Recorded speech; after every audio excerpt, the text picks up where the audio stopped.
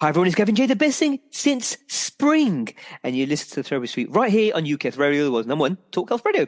This week I speak to Sonya Roe, where both her and her team from Age UK North Tyneside do so much in the community for our older adults population. That's what we'll be talking about today. Sonya, welcome to the show. How are you doing?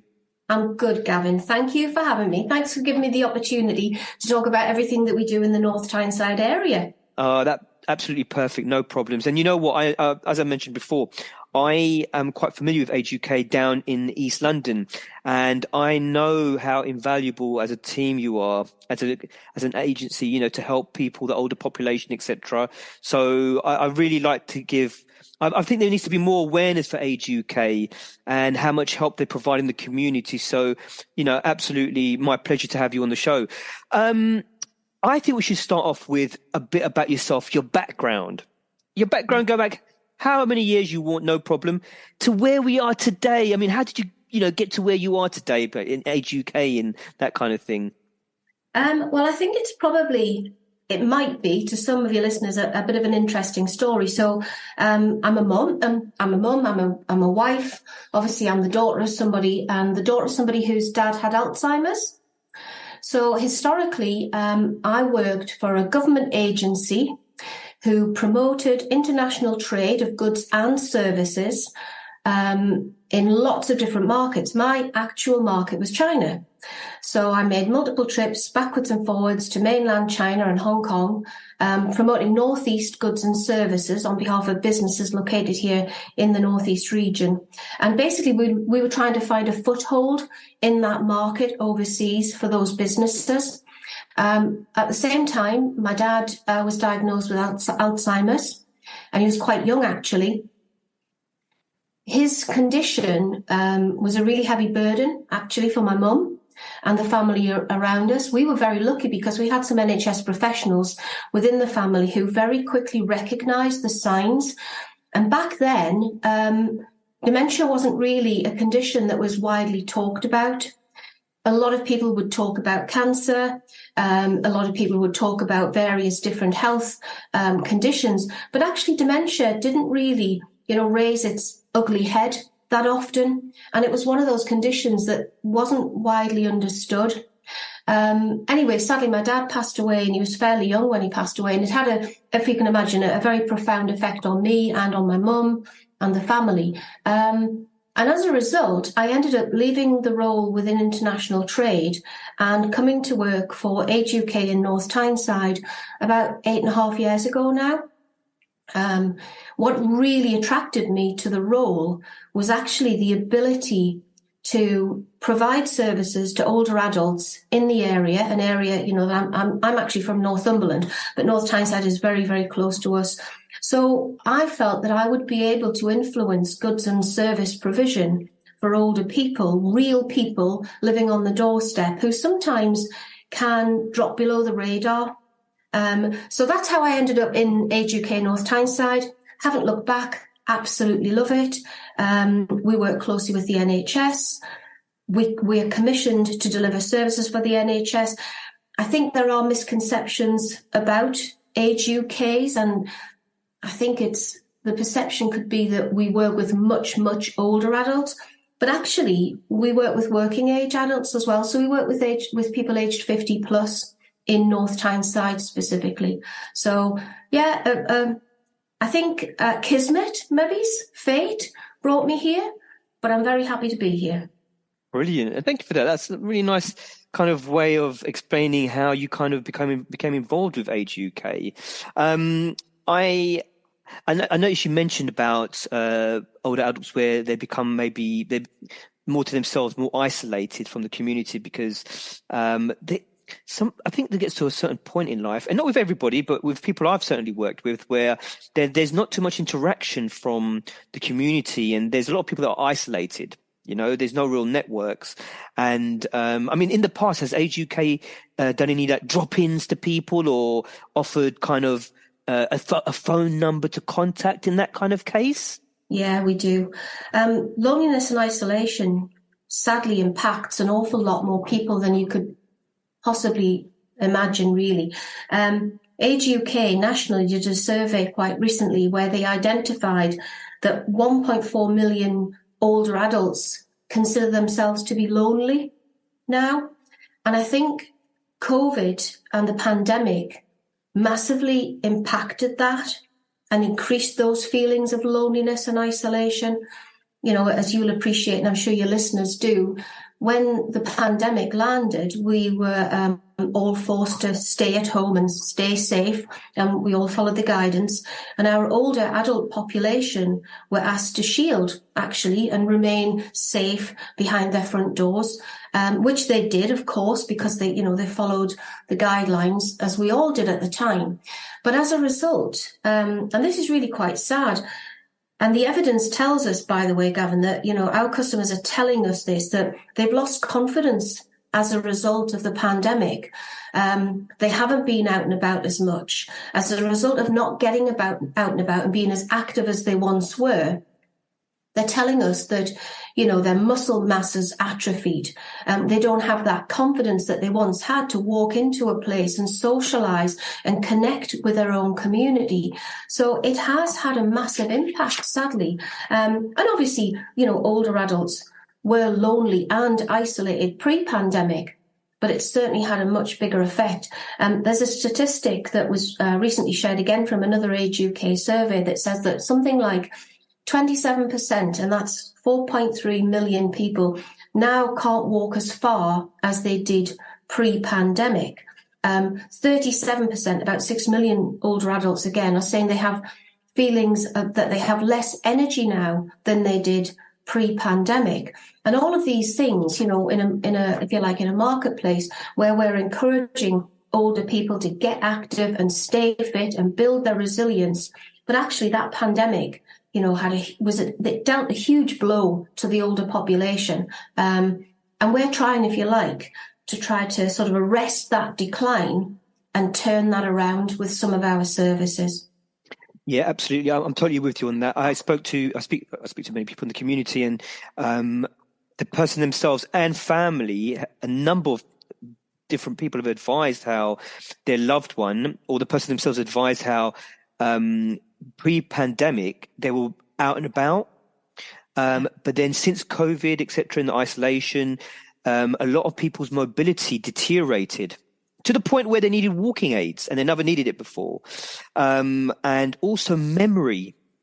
A lot of people's memory became affected in terms of the onset of maybe a cognitive impairment, which might be Alzheimer's, dementia, etc., and so on.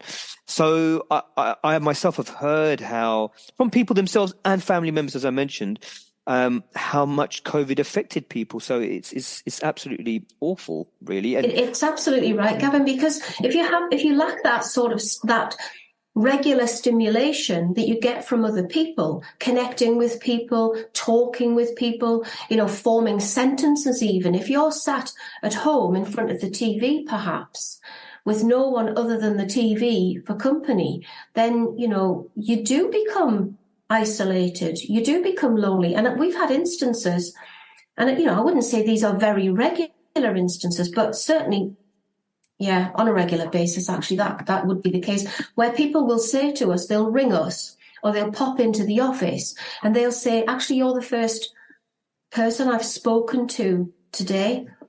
In a lot of cases, they literally have the TV or the radio for company, and that's it, which is quite sad, really, in this day and age, isn't it? Absolutely. I've spoken to professionals where they've told me that they are sometimes the last person to have contact with a member of the community before they unfortunately pass away, because either they have no family or friends or anyone, or they do have family, but they're not in touch. So for whatever reason that might be. And it's quite sad. It's really sad. That isolation it really affects the older population, and we have an aging population, so people are living longer, and it's about quality of life. So it's I think it's so important to kind of help the community in that sense of over the loneliness of just being alone. I know Age UK in some areas they offer befriending services over the We phone. do. Yeah. You do that as well. Brilliant. Yeah, we do that. So yeah, which is fantastic. And that was something, my understanding is that became more popular during COVID as well. That's something It that became, did. yeah. Yeah, it was an existing service that we'd always had Yep. pre-COVID, and it really is a lifeline to some people. Actually, some people who were housebound, who aren't as mobile, who can't get out and about quite as often. So we always had a home befriending service. Which it did continue during the lockdown. Sadly, it had to move to telephone befriending services only for that period of time. But our customers, fed back to us that was an absolute lifeline to them, because they were being bombarded in the media by, if you can imagine, negative material. They were constantly bombarded by this, if you like, almost scaremongering.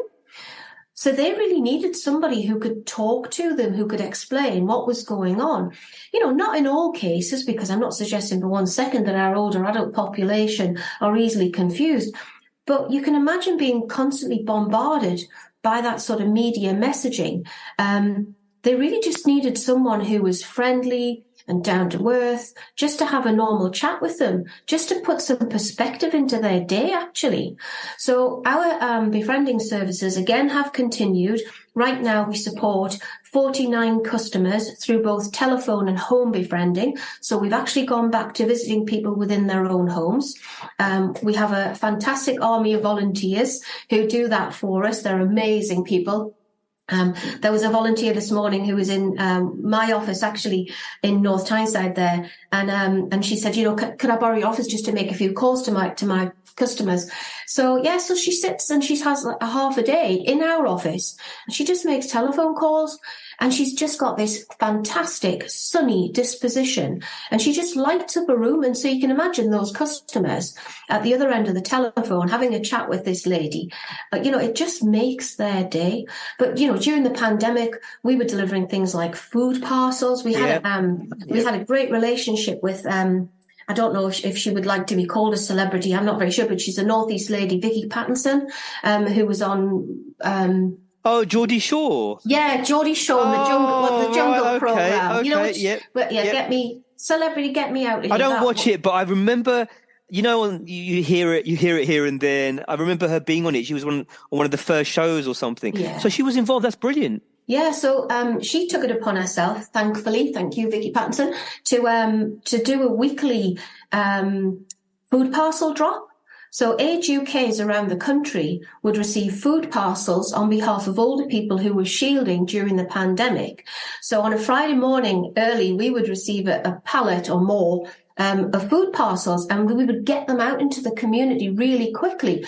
But being able to sort of position that food parcel on somebody's front doorstep, step back a little bit, and then just have a 10-minute chat with them. Yeah. That was a huge lifeline to customers. They absolutely really appreciated that.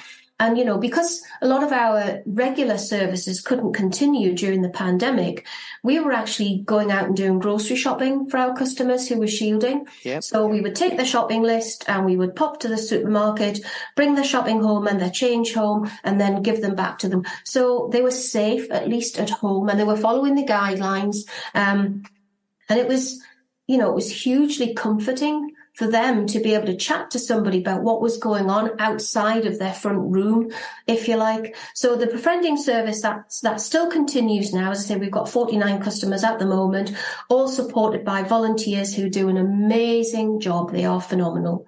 Fantastic. And exactly what yourselves were doing in Tyneside, I think it's no different to Age UK, even down here. I'm not sure if Age UK as an organisation across the UK do all the same things, but what you just said there is exactly what was happening, down here in London. So, and I know that firsthand, and it was an amazing service that they provide, which yourselves provide. And I know that firsthand from hearing from customers and people, We're just going to a quick ad break and we'll be right back. UK Health Radio, the station that makes you feel good.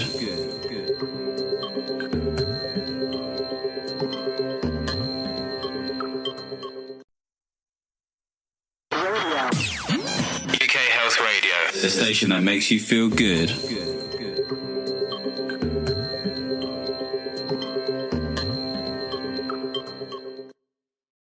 So, Sonya, Age UK do so much.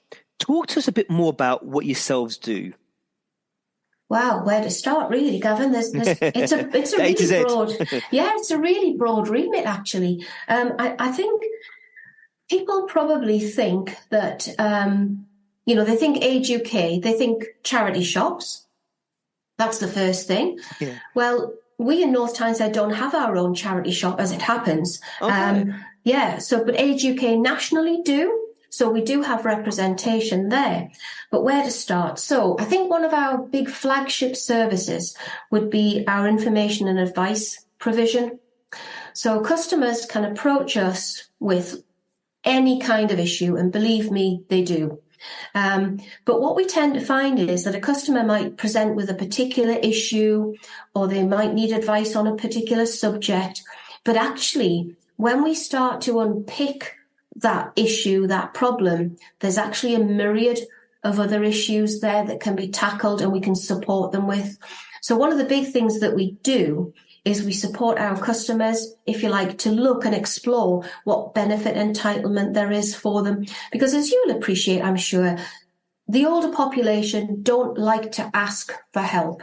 They are very content to take what's thrown at them. But actually, once they start and ask us the question, we're like their champions, if you like, and we really investigate on their behalf, and we can unearth benefits that they might have been entitled to for quite some period of time. And generally, on an annual basis, we'll leverage about £1.5 million in North Tyneside of unclaimed benefits for our customers. Unclaimed benefits. This is benefit entitlement that these people are literally entitled to, that have no idea. It's really unfortunate, but then they don't know how to ask, they don't know how to apply. A lot of these things now you have to apply online. Well, not everyone has access to the internet. Not everyone has a device that they can use to apply online for these sorts of benefits. So we would do all of that for our customers. So we have an information and advice team. So literally, as you walk through the front door, you'll be met by our fantastic customer service team, who are just absolute angels. They really are. They provide a warm welcome, but also they really champion older people's issues. They'll triage that person's inquiry or issue or problem that they might have, and then think where they can plug them into services in North Tyneside that will really benefit them. So the benefits check thing, that's just one thing, but it might be that, they've got housing issues, or they might want to claim for a certain thing. So for instance, we have occasions where our ex-services population might say, I think I'm entitled to a medal for a thing. And our team can start and really get to grips with that kind of issue for our customers. So it's great. And we do get a lot of repeat business, shall I say, because customers have a fantastic service from us. So that's just one of the very first services. But so we have a large team of dementia specialists who work as part of Age UK North Tyneside's provision. And we have what are known as Admiral nurses. I don't know if you've come across this term before, Gavin, but everyone's aware of Macmillan nurses. Yeah. But if you can imagine, a Macmillan nurse supports the person with the diagnosis, but also the family unit around that person. That's right, yeah. Well, our Admiral nurses do exactly the same for a person who has a diagnosis of dementia. So they support the family and the carer of that person. And it might be that they provide them with, real psychological support to get them through these issues of being a carer. Something like, for instance, coping mechanisms that they might be able to engage with, and that really help their caring, responsibilities. So we offer lots of activities as well for people who are living with dementia. That could be what we call meeting centres. There are no other meeting centres in the whole of the North East region. Age UK North Tyneside is the only one to provide them. And again, these provide, if you like, a social club for the person with the diagnosis and their carer. They can come along together, meet in a friendly, non-judgmental setting where they can learn from their peers and learn from the experts in the room as well. So meeting centres, we provide stuff like sing-along memories, which For instance, our TikTok following is about 3,600 TikTok followers, and they love it when we post material from our singing groups. We have some fantastic people who come along to the singing groups, again, supported by volunteers who help us. Another group that we support are our ex-services colleagues and veterans and the spouses and the carers of veterans in North Tyneside. And we work in partnership with a local organisation called Operation Veteran. And they support ex-service people because they speak a very similar language, obviously. You know, if you haven't been in the armed forces, you tend not to be privy to this kind of language. So we partner with those guys, and it gives us an opportunity to really help ex-service people. What else do we do? So we have a transgender group for our over 50s. So our customers there can come and meet and chat and get involved in activities together, again, in a great non-judgmental setting where they feel welcome, where they feel safe, and they can, they can explore different possibilities, and, they can just talk to like-minded people. So we have lots of different services on offer. One of the biggest areas of service provision that we have at the moment is to really support those customers who were shielding behind their front doors during the pandemic, to help them get up, about, more resilient, try to build up their strength and their fitness levels, really so that they can combat the potential illnesses and long-term frailty that the pandemic has really brought, unfortunately. So we offer lots of activities like walking football, really popular. Okay. Yeah, really popular with the gents and the ladies. Tai Chi, Pilates, right. Yoga, line dancing, massively popular. Brilliant. Yeah, but then we offer other things. We've got a reading group for people who want to sit and chat about, that particular book that they've found enjoyable. So the remit is huge, honestly. Gavin, I could talk all day about the different services we've got, but what we have done, which I think is very important, is we consulted with our customers and we asked them what they would like us to deliver on their behalf. Rather than assuming that we're the experts, we consulted with our stakeholders. And obviously we work in close partnership with lots of other agencies in North Tyneside to bring services to the older population that they actually want. Never assume that you know what they want. 100%, absolutely. I think it's crucial to get people's point of view. And I like what you mentioned early on, because when I speak to people, I might visit them in their homes for my work or whatever it might be, I notice how people are so, I think it's that generation as well, if I'm going to be honest with you. It's a very strong generation, and they just want to kind of do things themselves. They feel guilty about accepting support. I've heard this so many times, and they said, oh, I'll be all right. There's other people out there that need more services than I do. And I'm like, Mr. or Mrs. You have to listen to me for a minute. You're so right. You're so right. We're here to help you. We're going to help other people as well. But this is about you. We want to make sure that you're okay, And I'm trying to persuade the person to accept the service. It's in a way, it's quite sad really as well, because you can see people want to stay really independent. And sometimes it's difficult to have that discussion saying, do you know what? Do you think actually it might be a bit of help, just to benefit you through the day, through the week? It's not easy because people want to stay independent. They do. I don't know if you find that yourselves. Have you found that yourselves?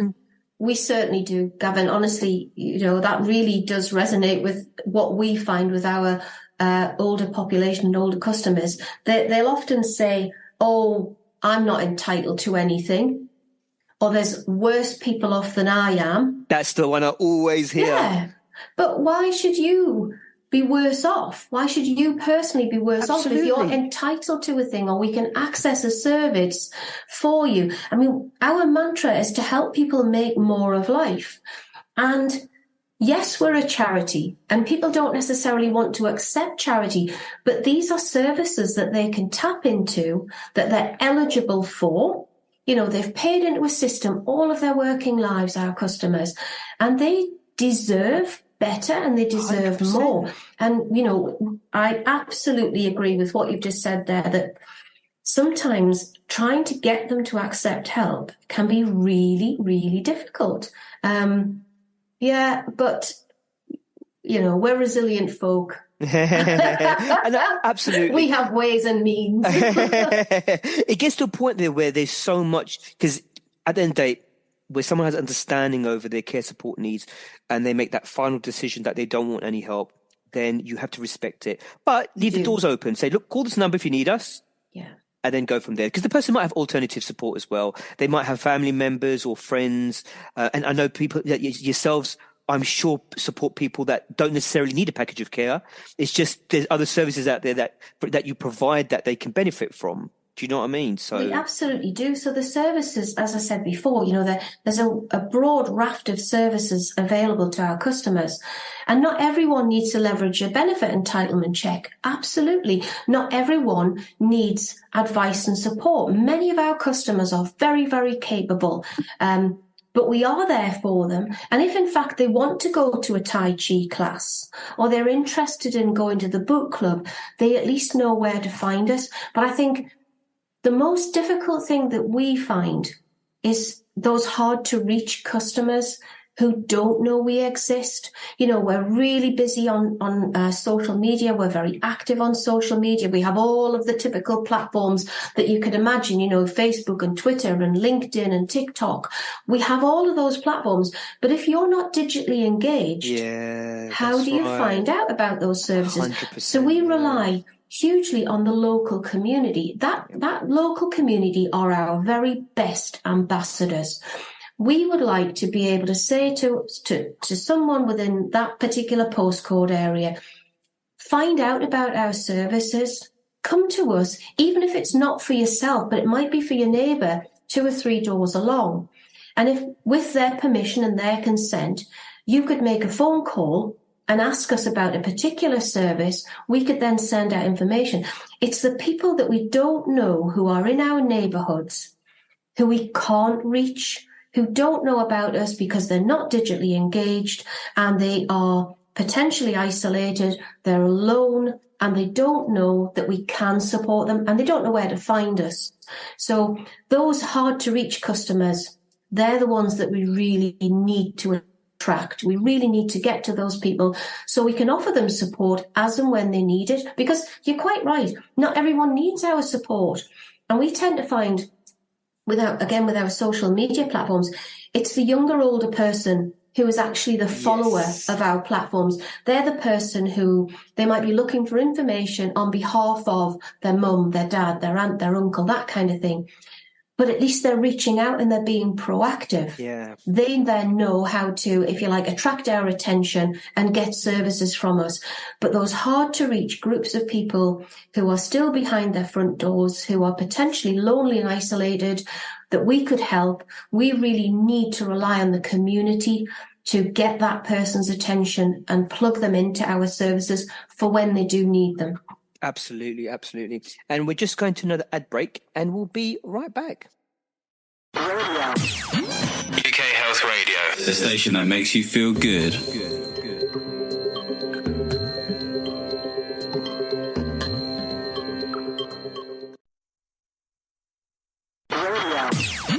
UK Health Radio, the station that makes you feel good.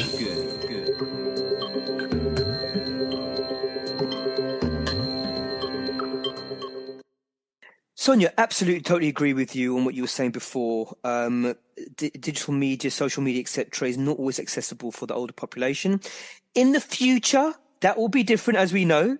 The people that are in their 20s and 30s right now, and 40s, let's say, and 50s, and to be fair, 60s as well. But and it could be anyone of own ages, but more than likely, it's that age group right now which have some level of access to social media, because anyone, you're right, 100%. It's family members that usually are aware of, where to find people and over the internet and that kind of thing. But then you do get people that don't have that much contact with a family or friends, and they're quite isolated.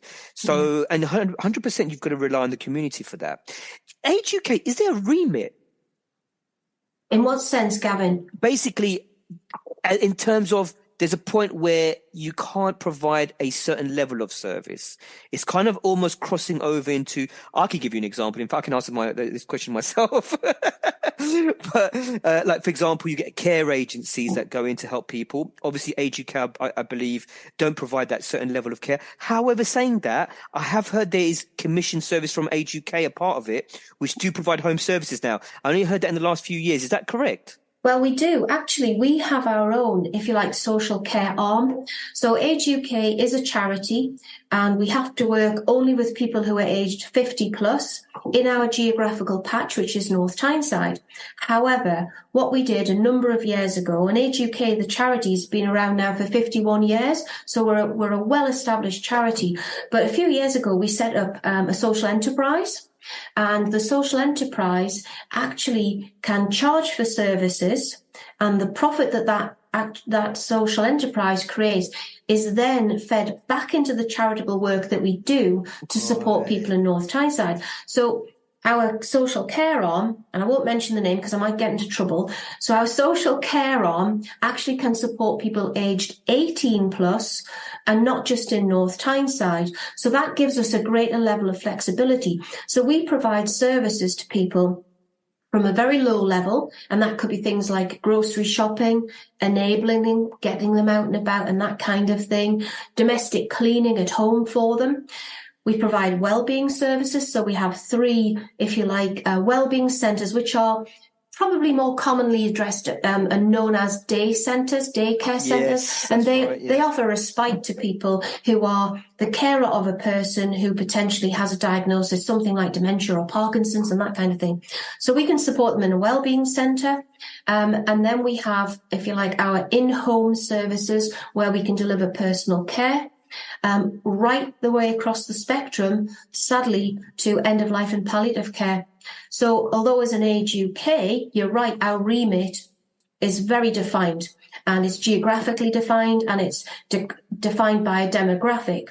But actually our social enterprise then can support other people in a much wider remit and can generate a small income, which then supports the charitable work that we do. And it gives us longevity. And obviously, it makes the whole charitable business, in inverted commas, more viable. Absolutely. And it's brilliant strategy as well as helping people, you're helping the organisation to continue helping people, because at the end of the day, Age UK needs money to be able to be run. So in that sense, it's kind of, it's definitely a positive way forwards. You know, have you at the top of your mind got an example of how Age UK have helped a particular individual, maybe someone that your staff members have been helping? Is there anything that springs to mind at all, like just like a general case study? Actually, I've got a customer that I work with who is a veteran, ex-services gentleman, and I'd met him a number of times in our work with Operation Veteran in North Tyneside. And on a Wednesday, we do a wellbeing walk on the beach in beautiful Tynemouth at Long Sands. And this gentleman actually had gone into decline, and he wasn't able to continue to do the wellbeing walks. He was having a lot of difficulties, with his lower limbs. Anyway, so he'd obviously gone to his GP, and he was diagnosed with a condition which was affecting the circulation in his lower limbs, and it was making it very, very painful for him to move and to walk. And obviously, as you'll appreciate, walking on the beach was really quite painful and difficult for him. So, I convinced him, and I have to say convinced, because not everybody is keen to look at benefit entitlement. And because he was now walking with a stick, and his GP, and he'd been to the hospital, and he'd been properly diagnosed. Ultimately, it turned out that this gentleman was eligible for a blue badge for his vehicle, which meant that when he parked, he could at least get closer to where his destination was. And it made the walking much less painful for him. Even simple things like going to the store for groceries. This gentleman was finding it really difficult to do this kind of stuff. So we did get him a blue badge, which was incredible.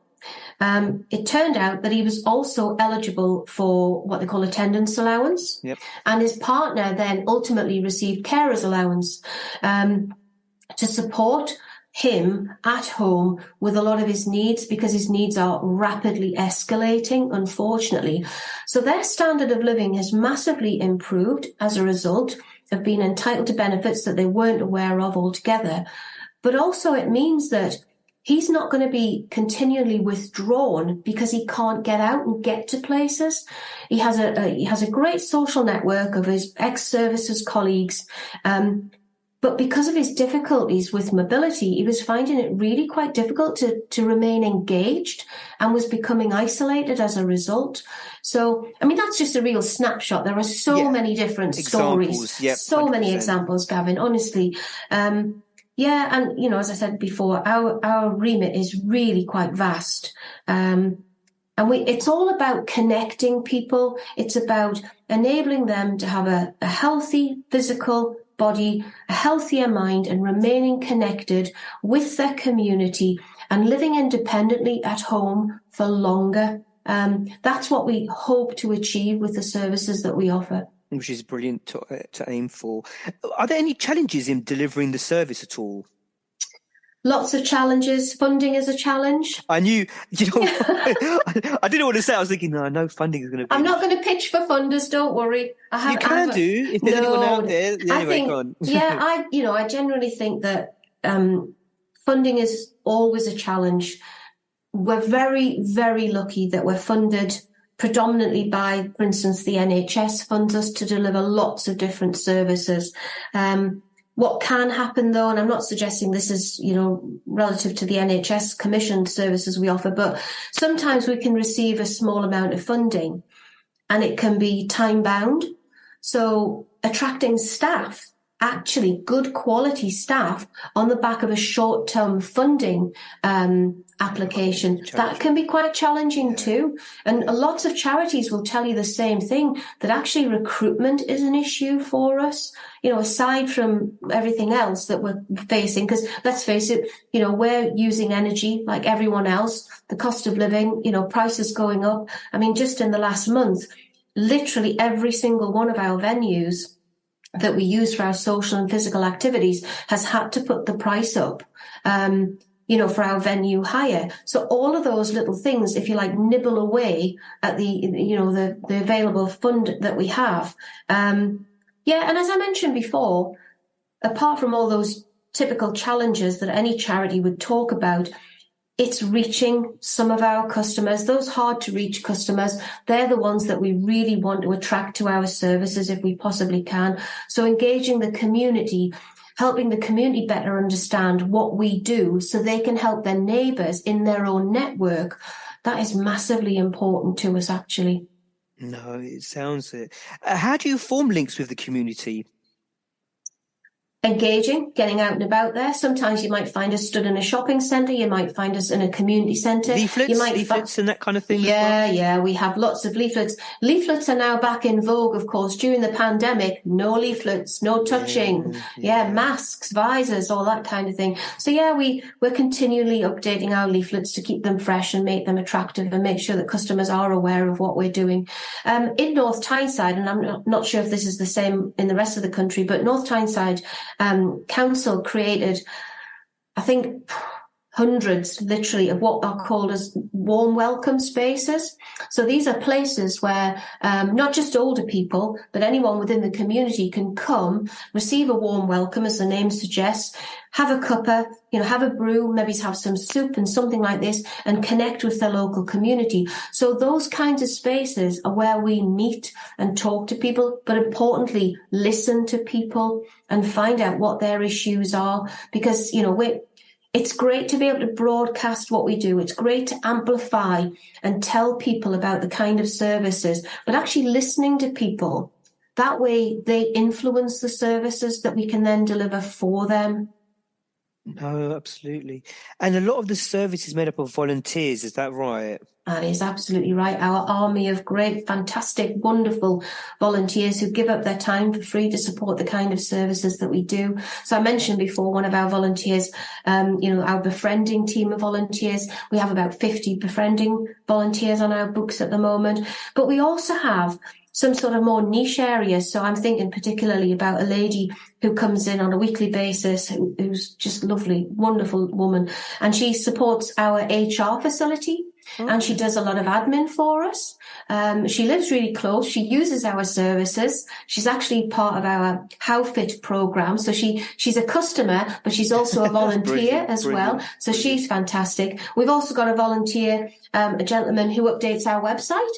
So, just because this gentleman is much older doesn't mean to say that he's not tech savvy, because believe me, he is. He's phenomenal. So we have lots of different volunteers who come to us for lots of different reasons, actually. And we give them a warm welcome too. I'm sure. What's some of their backgrounds? I mean, you've mentioned a few things. Some people maybe from HR and IT. Do you get other people from other different backgrounds? I'm sure it must vary.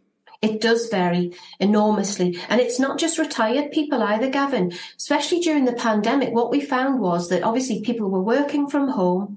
They were feeling isolated themselves. So we had an influx of volunteers, actually, who would do telephone befriending, sometimes even in their lunch hour period. Oh. So lots of people come to a charity to volunteer for lots of different reasons. Predominantly, they want to give something back. They might have had a career in a certain area. They have skills, they have competencies that they feel that they can share. Today, I know our chief executive had an interview with a potential trustee. And she was absolutely blown away by this potential trustee, who's a local author, by the way, lived in this area all of her life, but is a really grounded individual with great skills, great knowledge that she can bring to the charity. So, we are looking for trustees. We are looking for volunteers. And, if somebody looks on our website, for instance, or any of the Age UK locally, their websites, they will see volunteer opportunities listed there. But it's always worth just picking up the phone and just having a chat.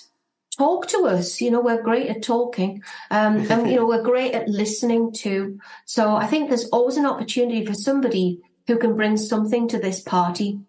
So basically, if there's any volunteers out there that are listening, they can just go on the website and just get in touch that way, really, just have have a chat. Yeah, what I would suggest is, because obviously we're not just talking about North Tyneside here, I would suggest they literally type into their search engine, Age UK volunteer, and they'll be able to have a look on their local Age UK's website to see what volunteering opportunities are available to them. And in some cases, volunteers do have to be DBS checked, as you would expect. Yeah, there are those, as you would imagine, we have to safeguard our customers. But yeah, there are lots of different opportunities out there for people to get involved, at lots of different levels.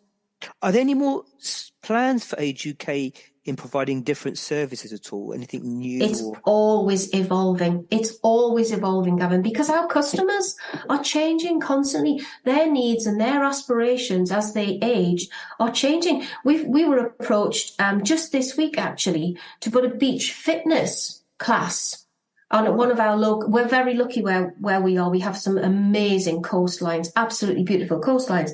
And we were approached to do some, beach fitness sessions for older people. Why not? Why not be on our beautiful coastline in the fresh air, hopefully with the sun on your face, mixing with your local community and hopefully building your resilience? So our offer is constantly evolving depending on the requirements of our customers. Sounds brilliant. Sounds amazing. If people wanted to find out more information about your services, where's the best place to look? I would, if they're digitally enabled, get on the internet. Just search for Age UK in whatever region you're in. Obviously, we're North Tyneside, but you're quite right. You mentioned it previously, Gavin, that many of the local Age UKs do have a suite of comparable and consistent services, like befriending, like information and advice. But then, as you'd expect, depending on that local area and the geography, they do have different services. Get online, have a look, give us a ring, drop us an email, pop into the office and find out what we offer. I would imagine people will be very surprised, actually, at the breadth of services available to them. Absolutely. If anyone wants to get in contact with yourselves in North Tyneside, where you're situated, can people have a chat with you maybe about things, or is that okay if you just let us know where best to contact you? Absolutely. Our telephone number is 0191 280 8484. They will get through to our phenomenal customer service team who will make them very welcome. And then, like I said before, they'll triage the call. They'll find out exactly what that customer might need or want from us, and then they'll place them with the best person to deliver that support and service for them. Absolutely. Get in touch with us. We love to talk to people. Brilliant. We're from the Northeast. We're good talkers. Can people email yourselves as well? Of course, enquiries at ageuknorthtyneside.org.uk. They can go on the website and they can email us via the website too. Brilliant. Or contact us on social media. Is Twitter and Instagram you're on as well, is it? Twitter, Instagram, Facebook, TikTok and LinkedIn. That's brilliant. You're everywhere. We are everywhere. Fantastic. Omnipresent. And I think it's brilliant that you've got that social media presence, because it's ever more popular, and every day it grows more popular, social media. It does. I mean, I would have never thought that we would be as popular as we are on platforms like Instagram and TikTok, because we find that our audience on Facebook, for instance, is our actual audience and customer. So if you like, the service user of our products, they follow us on Facebook. But then the younger audiences, the grandson, the granddaughter, they're actually on TikTok. They're on Instagram, and they're the next generation of people who will be having to support their parents or their grandparents to identify relevant services. So we're looking across all of these different platforms to make sure we attract lots of different audiences to amplify the message. 100%. Sonya, you've been brilliant. Thank you so much for your time. It's been You're very welcome, really Gavin. Thank you for the opportunity. That's absolutely my pleasure. As I said, I think it's brilliant what Age UK do and yourselves, as an organisation. So thank you so much. What can I say? And that's on behalf of people that I'm sure work with you as well and that you work with, So thank you for your time today, Sonya. Thank you, Gavin. Really appreciate it. And thanks to our listeners. You can find me on Instagram at GavinJ417. Until next time, take